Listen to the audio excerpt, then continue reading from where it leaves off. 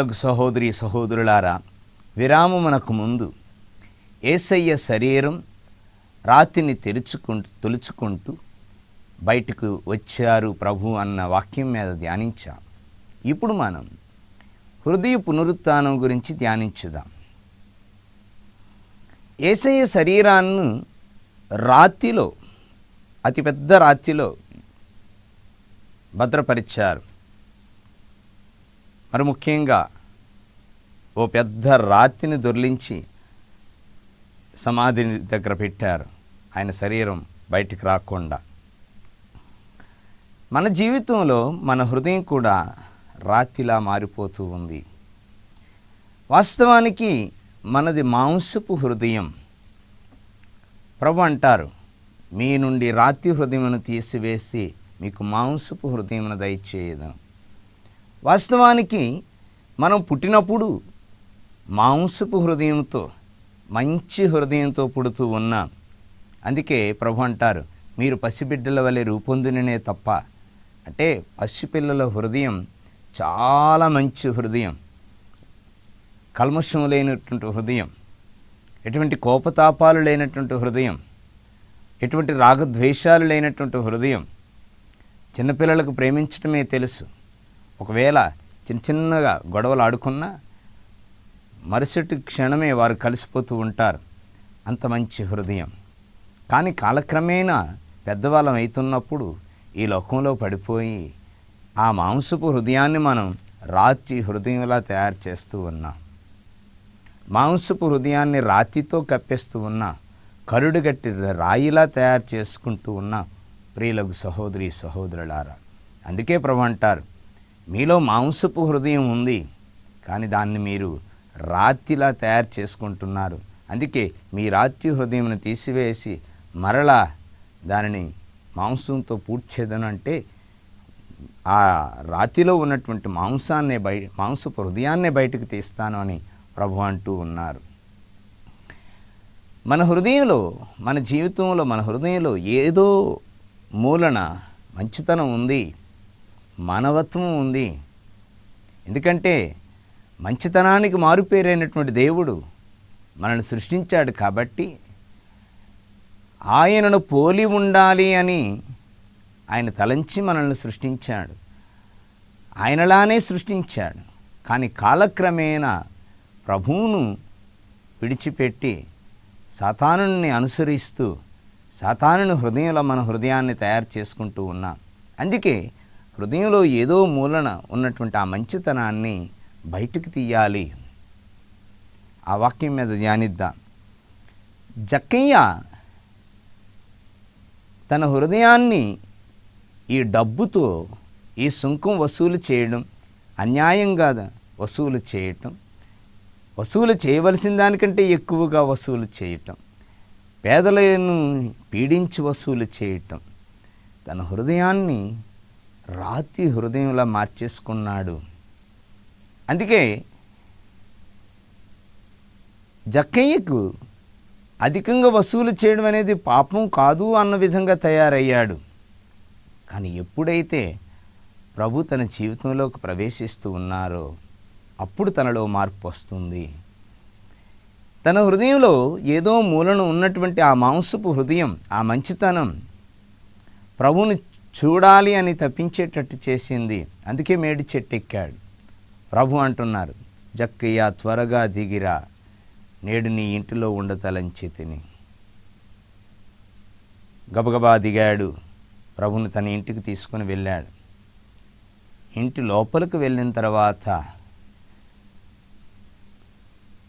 ప్రభు ఎప్పుడైతే జక్కయ్య తన ఇంటి తలుపులను తెరిచి ప్రభువుని లోపలికి ఆహ్వానించాడు, ప్రభువులో ఇంటి లోపలికి ప్రవేశించారు.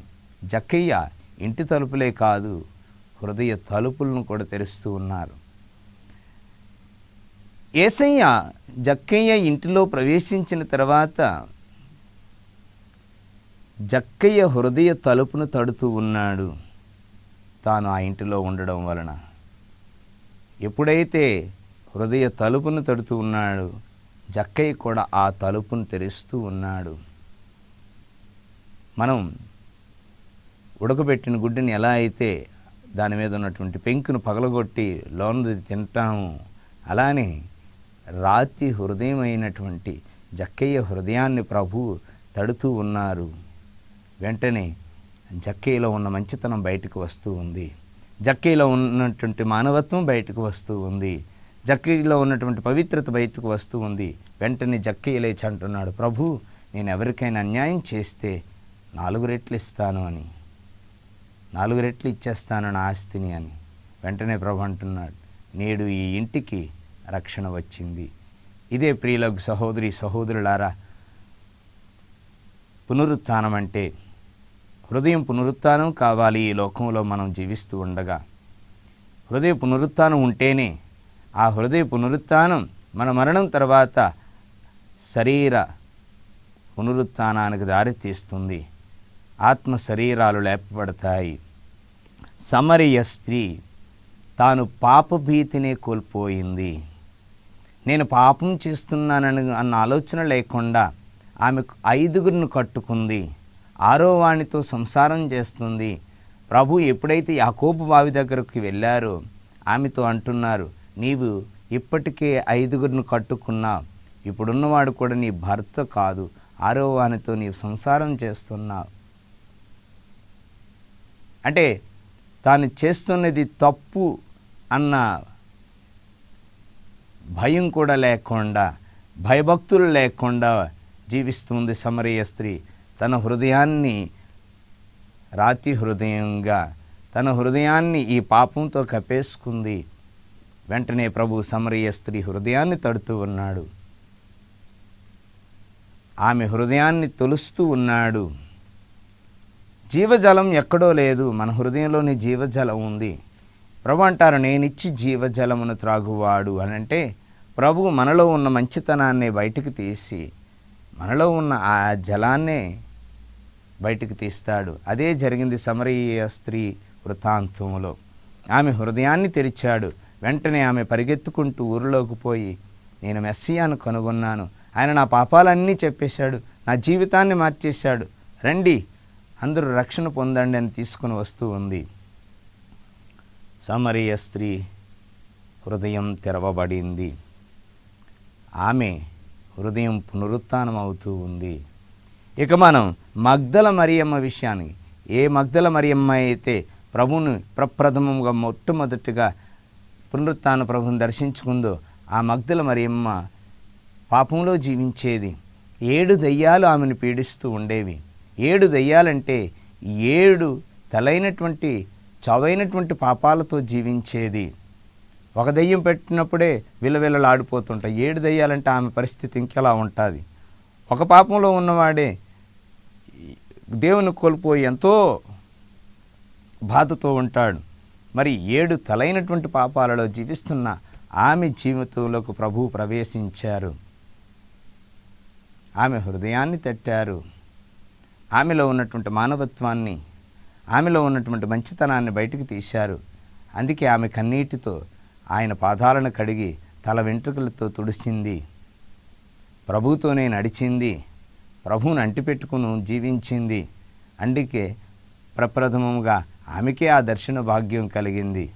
ప్రియులకు సహోదరి సహోదరులారా, హృదయ పునరుత్థానం, మాంసపు హృదయం ఈ లోకంలో, ఈ లోకపు ఆశలతో మన హృదయాన్ని మనం ఆ మాంసపు హృదయాన్ని కప్పేసుకుంటున్నాం, పెంకులా తయారు చేస్తూ ఉన్నాం.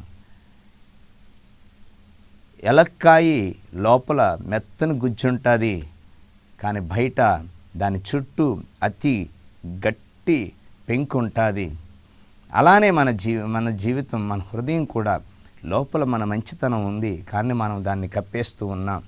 దానిని మనం తెరవాలి. ప్రియులకు సహోదరి సహోదరులారా, ఇక మనం కుడివైపు ఉన్నటువంటి దొంగ గురించి చూస్తే, జీవితం మొత్తం ఒక బందిపోటు దొంగ, ఓ గజ్జి దొంగ. అతడు దారిన పోతున్న వారిని అందరినీ దోచుకునేవాడు. ఎరుకో మార్గం దగ్గర ఆయన దారి కాచి మరీ దోచుకుంటుండేవాడు. ఇప్పుడు ఈ 2 దొంగలని, కుడివైపున్న దొంగను, ఎడంవైపున్న దొంగను. కుడివైపున్న దొంగ పేరు డిస్మాస్ అంటారు. ఎడమవైపు ఉన్నటువంటిది దొంగ పేరు ఆస్మాస్ అంటారు. ఈ కుడివైపు ఉన్నటువంటి దొంగ శిలువ మీద ఉన్నప్పుడు ప్రభువును చూస్తూ ఆ పాప హృదయాన్ని తెరుచుకుంటూ ఉన్నాడు. తనలో ఉన్నటువంటి ఆ పాపాన్ని నేను పాపం చేశానని గుర్తిస్తూ ఉన్నాడు. నేను పాపిని అని గుర్తించుకుంటూ ఉన్నాడు. అందుకోసమనే ప్రభు నీవు నన్ను నీ రాజ్యంలో గుర్తించుకో అంటున్నాడు. హృదయాన్ని తెరుచుకున్నాడు. అందుకే యేసయ్యతో పాటు పరలోకంలో ప్రవేశించాడు. ప్రియులకు సహోదరి సహోదరులారా, హృదయ పునరుత్థానం శారీరక పునరుత్థానానికి దారితీస్తుంది. ఎప్పుడైతే హృదయం పునరుత్థానం అయిందో ఈ లోకంలో మరణం తరువాత శరీరం ఆత్మ రెండూ కలిపి లేపబడతాయి.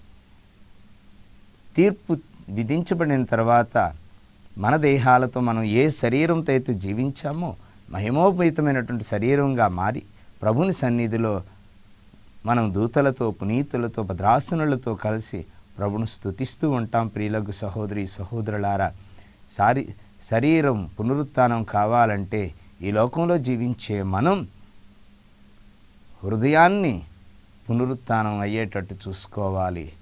హృదయం ఉత్థానం అవ్వాలి. పాపాన్ని విడిచిపెట్టి పుణ్యంలో ప్రవేశించాలి. చెడు మార్గాన్ని విడిచిపెట్టి మంచి మార్గంలో ప్రయాణించగలగాలి. ఇదే నిజమైనటువంటి పునరుత్థానం. అలా జీవించే శక్తినివ్వమని చిన్న ప్రార్థన చేసుకుందాం. కృపాసత్య సంపూర్ణుడ దేవ, చక్కని సందేశాన్ని ఇచ్చా. మా శరీరాలు పునరుత్థానం కావాలంటే ఈ లోకంలో జీవించే మా హృదయాలు పునరుత్థానం కావాలి. మా హృదయాలు పాపమనే పెంకుతో మూసుకుపోతూ ఉన్నాయి. ఈ పెంకును తెరుస్తూ మాలో ఉన్న మాంసపు హృదయం బయటికి రావాలి. మాలో ఉన్నటువంటి మంచితనంతో మానవత్వంతో జీవించేటువంటి శక్తినివ్వండి, ఆత్మీయ అనుగ్రహాన్ని ఇవ్వండి. ఈ మనవులన్నీ మా నాథుడైన క్రీస్తు ద్వారా వేడుకొనుచున్నాము తండ్రి. ఆమేన్.